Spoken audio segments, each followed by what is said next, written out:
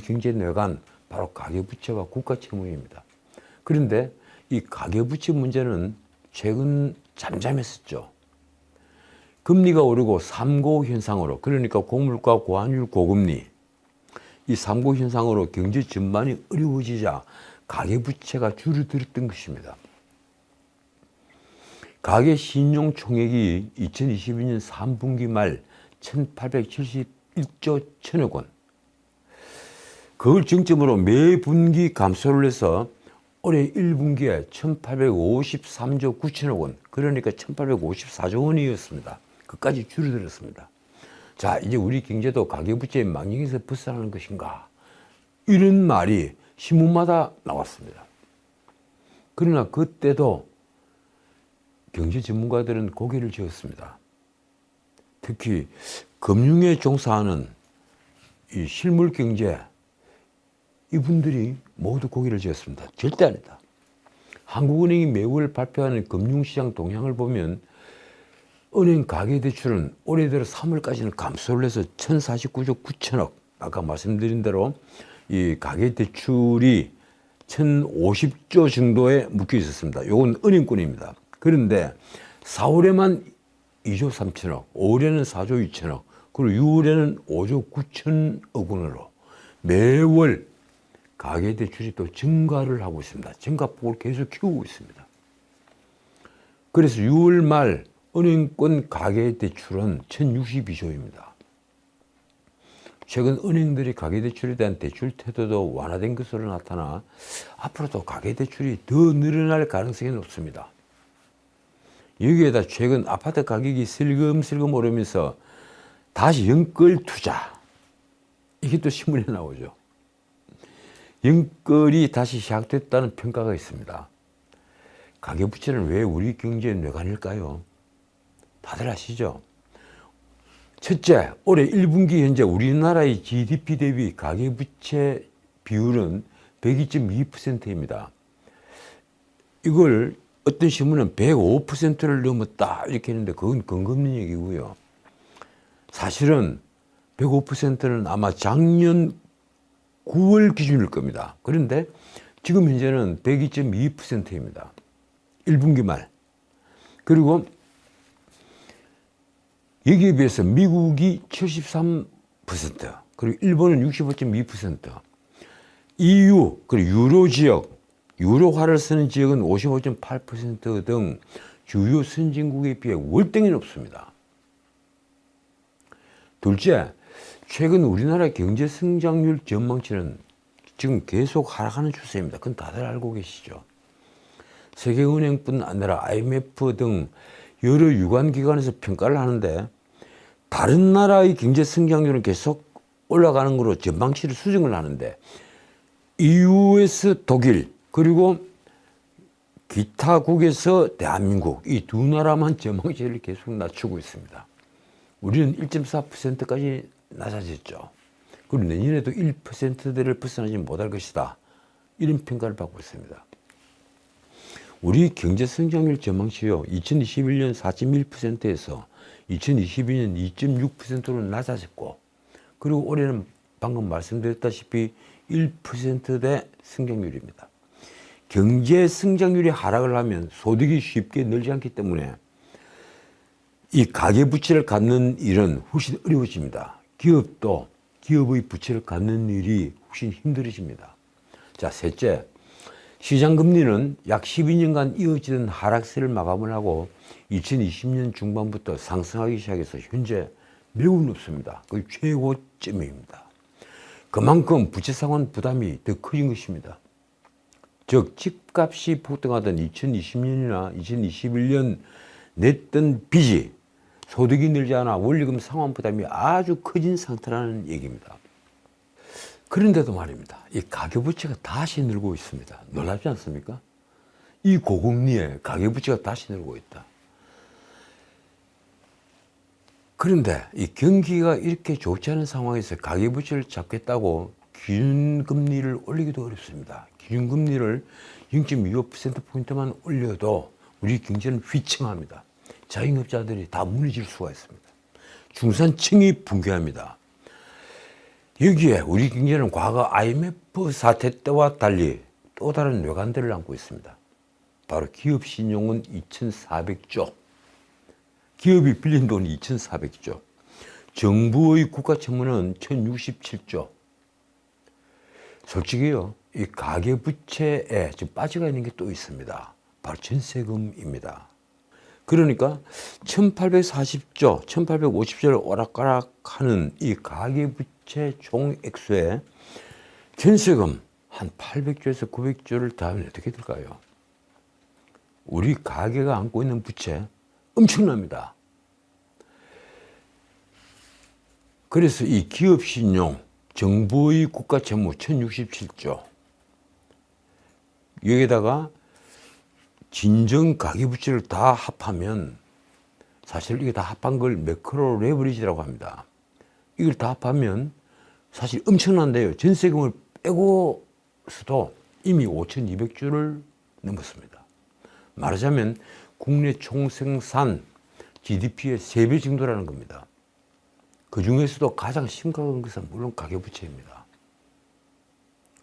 전문가들은 GDP 대비 가계부채 비율이 80%를 넘으면 성장률이 현격하게 낮아지고, 그리고 경기 침체 발생 확률이 높아진다고 분석을 합니다. 그런데 우리는 100%를 넘어 102%를 넘었었습니다.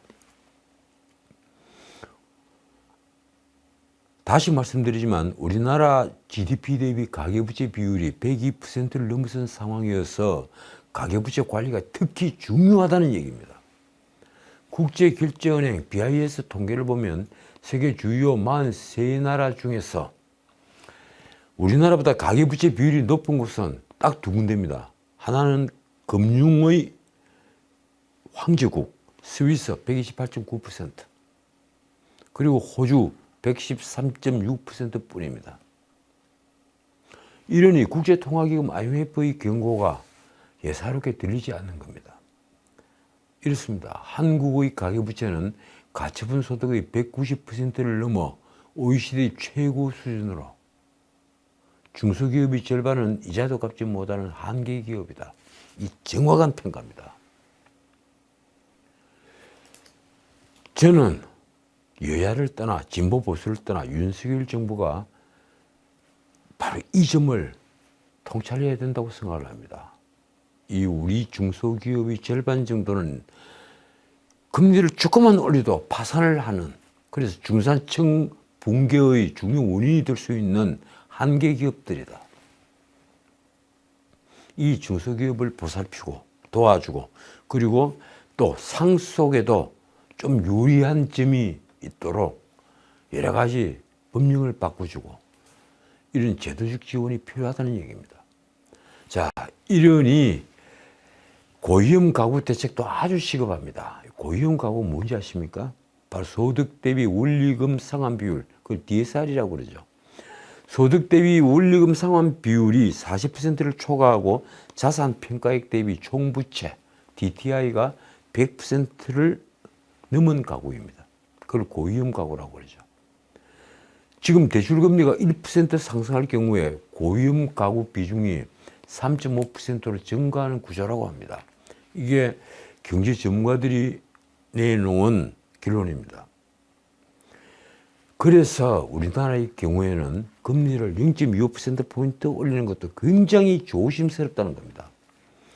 가계신용 비율이 이미 100%를 초과한 상황에서 이 가계부채가 거시경제에 미치는 부정적 파급 효과가 더 높아질 가능성이 매우 큽니다. 윤석열 정부는 경기를 살리면서 가계신용 비율이 80%에 근접하도록 가계부채 경감 대책을 계속 추진해야 하는 딜레마에 빠져 있습니다. 그걸 추경호 장관이 책임질 문제입니다. 그런데 가계부채가 다시 큰 폭으로 늘면서 금리를 결정짓는 한국은행 금융통화위원회에서도 가계부채를 우려하는 목소리가 지금 커지고 있는 중입니다. 여기에 또 하나의 걸림돌이 있죠. 바로 세수 부족입니다. 세금이 적게 거친다. 법인세, 소득세, 부가세, 이 세 세금이 모두 다 적게 거치고 있습니다. 법인세, 소득세, 부가세. 이 세수 부족이 윤석열 정부를 다시 옥죄고 있습니다. 문재인 정부가 여기저기 막아놓은 규제를 푸는 과정에서 이 부동산 규제가 빠른 속도로 완화하면서 세수 부족에도 적지 않은 영향을 미쳤습니다. 부동산 세제 정상화를 국정과제로 내거다 보니 우선 종합부동산세, 종부세 말입니다. 종부세, 그리고 양도소득세 등을 또 개편을 했던 것입니다. 거기도 세금이 줄어들었습니다. 따라서 거시 부동산 규제 완화 추진 속도를 조금 조절하자 이런 목소리가 나왔습니다. 그런데 그래봤자 뭐 하겠습니까? 기본적으로 경제가 활성화되어서 소득이 늘고 부가세가 늘어나고 이래야만 되는 겁니다. 경제가 활성화되면 세금은 훨씬 더 많이 거치겠죠. 파이가 커지니 말입니다. 법인세, 소득세, 부가세 이 3대세가 많이 거쳐야만 세수 부족이 해결이 됩니다. 자, 어떻든 그러면서 정부의 대출 규제 완화에 속도 조절을 주문하는 목소리도 커지고 있습니다. 우리나라 예금은행의 가계대출 잔액은 6월 말 기준 다시 한번 살펴드리면 1062조 원. 한은이 관련 통계를 작성한 이후 최고치입니다. 6월 말 1062조 원. 그런데 20일 한국은행 통계와 관련일에 따르면 은행권 가계대출 잔액은 7월 1068조 1000억 원으로 집계가 됐습니다. 한 달 전보다 얼마가 늘었습니까? 6조 원이 증가를 한 겁니다. 그래서 또다시 사상 최대치를 기록을 했습니다. 4개월 연속 증가세입니다. 그 배경으로 부동산 연착륙에 초점을 맞춘 대출 규제 완화가 지목이 됩니다. 정부는 지난해 부동산 가격이 급락하자 그 대책으로 부동산 대출 규제 완화 카드를 꺼내들었죠. 추경호 작품이었습니다. 지난해 12월 투기 과일지구 15억 원 초과 아파트에도 주택담보대출이 허용이 됐습니다. 그리고 무주택자 주택담보대출 비율, 그걸 LTV라고 그러죠. 이 LTV는 50%로 일원화됐습니다. 어쨌든 국내 금융시장이 미국과 중국발 외풍이 흔들리는 가운데 가계부채 우려가 지금 매우 커지고 있습니다. 오늘 시간이 더 있으면 더 상세히 설명을 드리겠는데 이 정도로 줄이겠습니다. 특히 중저신용자나 다중채무자를 중심으로 대출 연체율이 올라가면서 이 당국과 금융사들은 지금 집중적인 리스크 관리에 들어가 있는 상태입니다. 7월 증가폭은 아까 말씀드린 대로 엄청나게 큽니다. 그래서 6조 4천억이 는 2021년 9월 이후 22개월 만에 최고치로 모두 다 주담대 주택담보대출이 주원인입니다. 7월 주담대는 전월보다 6조 원이 늘어난 820조 8천억이나 됩니다. 금융당국은 은행권의 50년 만기 주담대, 이걸 가계부채 증가의 원인으로 지목했습니다. 50년 만기 주담대, 눈이 번쩍 뜨지는 그런 대출 상품입니다. 당국은 50년 만기 주담대를 용도에 맞게 썼는지 대출 규제 우회 방안으로 써 있는지를 지금 집중 점검할 계획이라고 합니다. 자, 이 정도로 하고요. 정치 얘기를 하겠습니다. 이재명은 검찰이 상방울 대북 불법 송금 사건으로 한 차례 더 자신을 검찰청사로 불러 조사를 한 뒤에 백윤동 사건과 함께 묶어 정기국회가 열리는 9월 초순에 이 구속영장을 청구할 가능성이 높다는 전망이 나오자 이를 정치 꼼수라고 주장했습니다. 나를 망하게 해서 정치 생명을 완전히 끊어버리려 하는 정치 꼼수다. 정직을 죽이려 하는 정치 꼼수다. 이런 주장을 하고 있는 겁니다. 이걸 왜 정치 꼼수라고 하는 걸까요? 불과 2달 전까지 민주당은 어떻게 행동을 했습니까? 이른바 검찰의 영장 청구를 두고 사람이 영장 청구다. 하나씩 잘라서 영장 청구를 하는 것을 오히려 비난했습니다. 다 모아서 한꺼번에 해라. 그리고 방탄조끼를 입은 채 검찰과 싸우기 위해 단 하루도 비회기를 두고서는 안 된다고 했습니다. 돌이켜보십시오. 덕분에 국회는 뜻하지 않게 상설 국회가 됐습니다. 단 하루도 열리지 않은 날이 없습니다. 회기 때 영장 청구를 하면 절대 다수의 힘으로 체포동의안을 부결시키면 그만이니 말입니다. 그런데 방금 말씀드린 것처럼 여론이 바뀌면서 총선을 앞둔 민주당 내 비명계의 분위기가 바뀌기 시작했던 것입니다. 이에 대해 기자들이 한동훈 장관에게 의견을 물었습니다. 지난 17일 서울중앙지검 출석에 앞서 이재명은 입장문을 낭독하며 검찰은 회기 중에 영장 청구에서 분열과 갈등을 노리는 꼼수를 포기하고 당당하게 비회기 때 청구를 하라, 이렇게 요구를 했죠. 거기에 따른 질문이었습니다. 그러자 한동훈은 이렇게 대답을 했습니다. 피의자의 비정상적인 특별대접 요구다, 이렇게 일축을 한 겁니다. 한동훈은 이재명이 자신에 대한 검찰 수사를 정치검찰의 조작 수사라고 한 데 대해서도 언론 표현을 빌리면 시니컬하게 받았습니다. 시니컬하다, 냉소적으로 받았다는 표현입니다. 범죄 수사를 받는 피의자가 자기 변명 등을 하는 것은 자연스러운 일이다. 다들 검찰 수사를 조작이라고 말씀하셔서 특별한 것도 아닌 것 같다. 그러니까 민주당이 지금까지 계속해서 검찰 수사를 두고 소설을 쓴다, 뭐 한다, 또 다른 소설이다, 조작 수사다, 이렇게 했으니 별다른 얘기도 아니다, 이렇게 냉소적으로 받은 겁니다. 어제는 한동훈 장관의 또 다른 재치 있는 답변이 뉴스가 됐습니다. 이재명이 국회 비회기에 구속영장을 청구하라고 요구한 것에 대한 입장을 묻는 질문이 다시 나오자 한동훈은 작심한 듯이 말했습니다. 범죄 수사를 받는 피의자가 마치 식당 예약하듯이 언제 구속해달라고 요구하는 것은 누가 봐도 비정상적인 일이다. 그러니까 검찰이 응당 알아서 할 구속영장 청구를 제발 비회기 때 좀 해주세요, 빨리빨리 해주세요, 이렇게 요구하는 것이 누가 보더라도 비정상적인 일이다. 여기 어디 식당 예약하는 것이냐, 이런 얘기를 한 겁니다. 참 재치가 있습니다. 한동훈은 이날 정부 과천청사에서 열린 법무부 북한인권기록보호전소 이전 현판식에 앞서 기자들과 만나서 이렇게 말했습니다. 입으로는 특권을 포기한다고 말씀하시는데 희한한 특별 대접 요구가 참 많을 것 같다. 제가 정말 빵 터졌습니다. 입으로는 특권 포기를 한다 이랬는데 또 다른 특별 대접 요구가 너무 많다.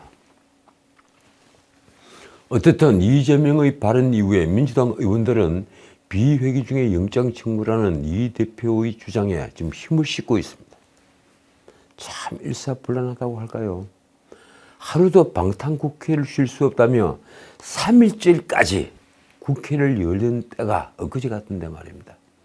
혹시 3일째를 맞춰서 영장 청구를 하면 어떻게 하나, 이런 걱정을 했던 거죠. 18일 최고위원회의에서 원내대표 박광훈이 한 말이 이렇습니다. 이재명 대표는 영장실질심사를 받겠다고 거듭 밝혔다. 민주당은 이 대표의 영장실질심사를 막기 위한 국회 회기를 열지 않을 것이다.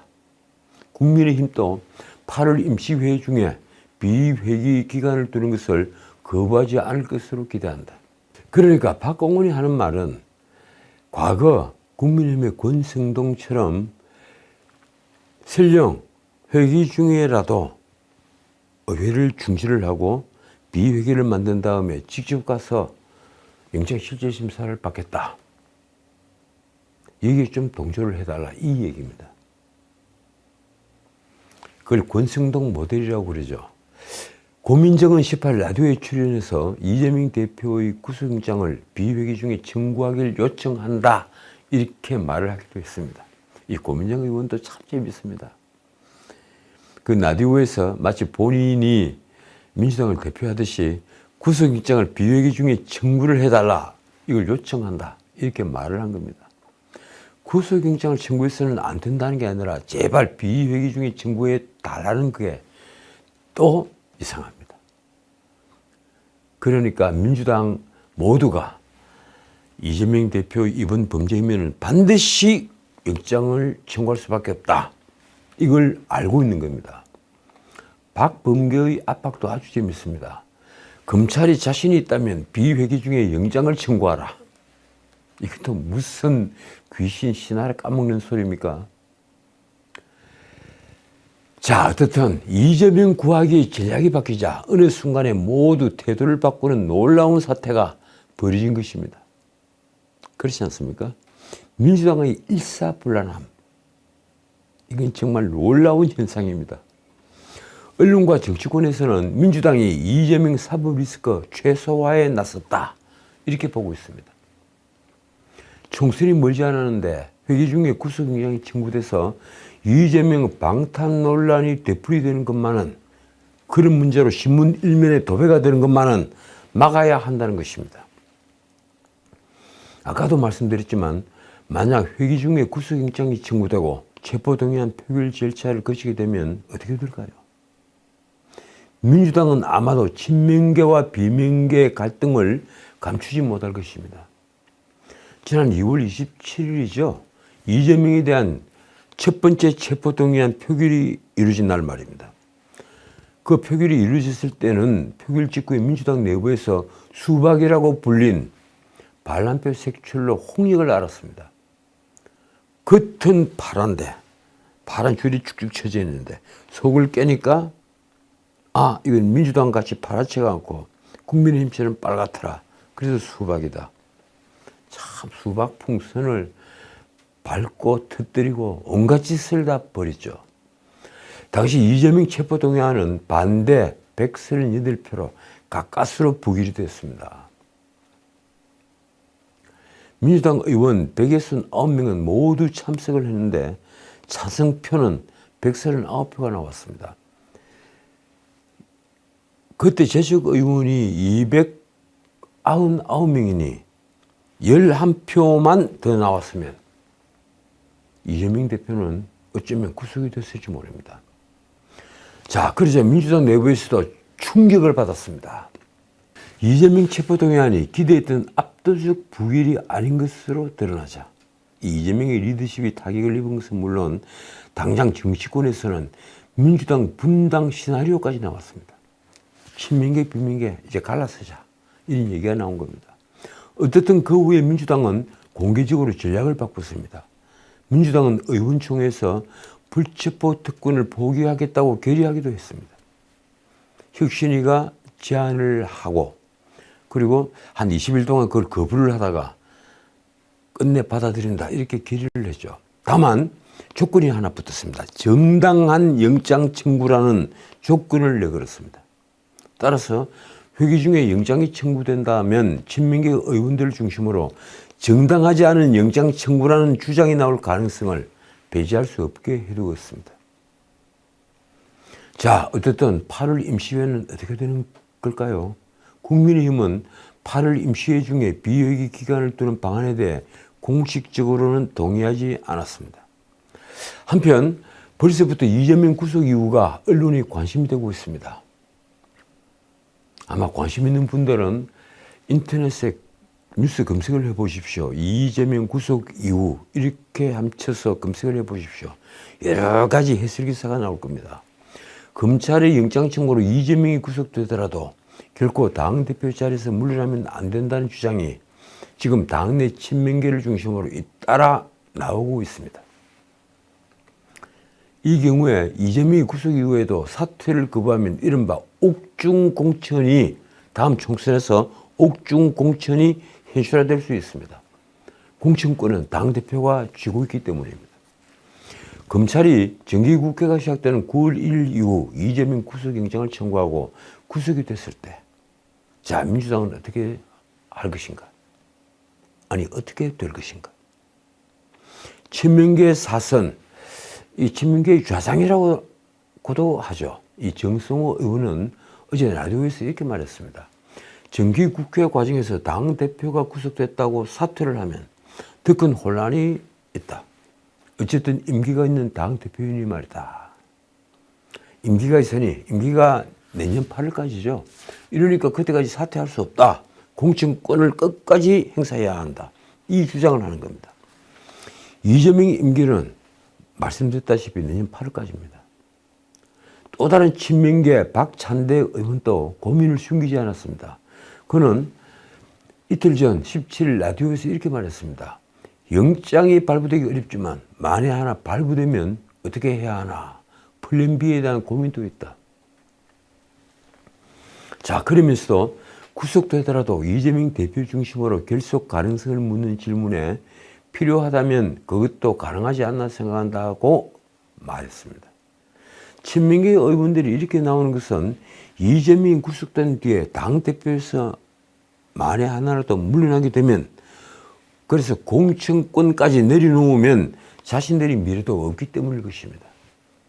마찬가지로 비명계는 이재명이 구속돼도 대표직 사퇴를 거부하는 사태를 우려합니다. 비명계 이원욱 의원은 8월 9일 라디오에서 이재명의 진심을 이렇게 추측했습니다. 이재명 대표는 절대로 대표직은 그만두고 싶은 생각이 없으리라 본다. 옥중 공천이라도 하겠다는 얘기다. 그렇습니다. 저도 그렇게 생각합니다. 그 공천권을 내리는 순간 이재명의 미래는 완전히 사라지기 때문입니다. 검찰이 아직 구속영장 청구도 안 한 상태에서 이런 논쟁이 계속되는 것은 무엇 때문일까요? 다들 아시겠지만 내년 총선 공천권 때문입니다. 언론에 나온 민주당의 한 중진 의원은 이런 고민을 숨기지 않았습니다. 이렇습니다. 핵심은 공천권인데 이 대표가 구속된 뒤에도 공천권을 사수하기 위해 친명계가 이 대표 사퇴를 만류한다면 지금껏 보지 못한 당내 혼란 사태가 벌어질 수 있다. 빙고, 바로 그렇습니다. 이제 민주당의 공천권을 둘러싸고 혼란 사태가 벌어지면 그건 어느 누구도 감당을 할 수가 없습니다. 자, 그러면서 그가 내린 결론은 이렇습니다. 구속되면 당 대표직은 사퇴하는 게 순리이고 상식이다. 자, 오늘은 여기까지입니다. 결국 이재명 앞으로 어떻게 될까? 언제까지 버틸까? 이 문제만 말씀드린 모양이 됐습니다.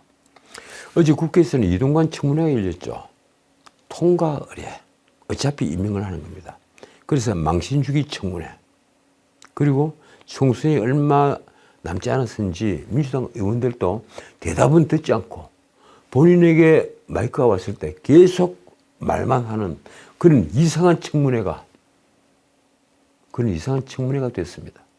그런 청문회나마 관심을 끄는 것은 공영방송을 기울인 운동장으로 두고서는 안 되겠다는 윤석열 대통령의 생각에 저도 동의하기 때문입니다.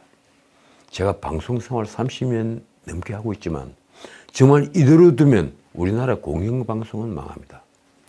윤석열 대통령은 부친 장애를 마치고 미국으로 가서 캠프 데이비드 한미일 3국 정상회의에 참석했습니다.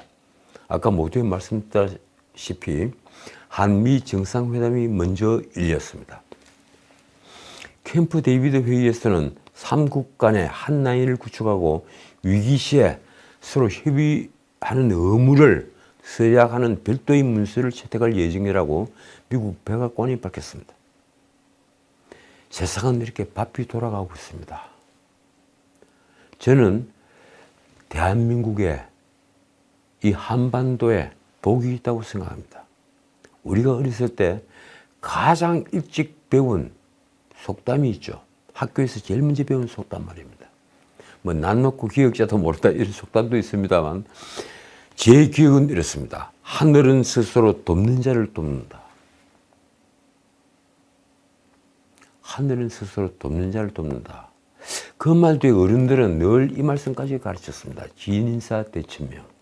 사람이 할 수 있는 일을 다 하고 그리고 천명을 기다리라. 이 노력하지 않는 자에게 복을 내릴 하늘은 없습니다. 지금까지 전식이었습니다.